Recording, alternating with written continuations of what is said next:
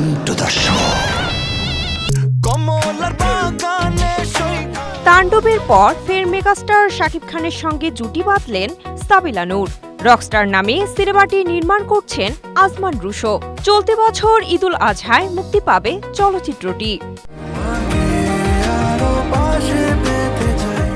এই সিনেমার প্রধান নায়িকা নিয়ে এরই মধ্যে কয়েকজন অভিনেত্রীর নাম শোনা গেছে।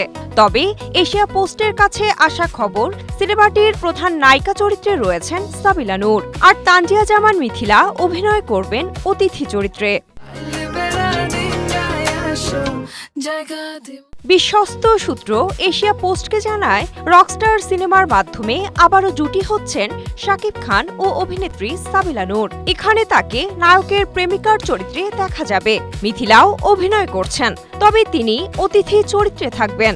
এছাড়া আরও কিছু গুরুত্বপূর্ণ চরিত্রে দেশের শক্তিমান অভিনেতাদের দেখা যাবে।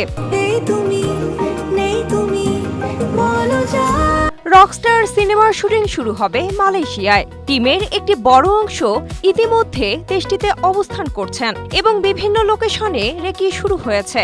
সিনেমার টিম সূত্রে জানা যায়, শাকিব খান ও সাবিলা নূর ঈদের পর মালয়েশিয়ার উদ্দেশ্যে রওনা দেবেন। এরপর চলতি মাসেই শুরু হবে সিনেমার শুটিং।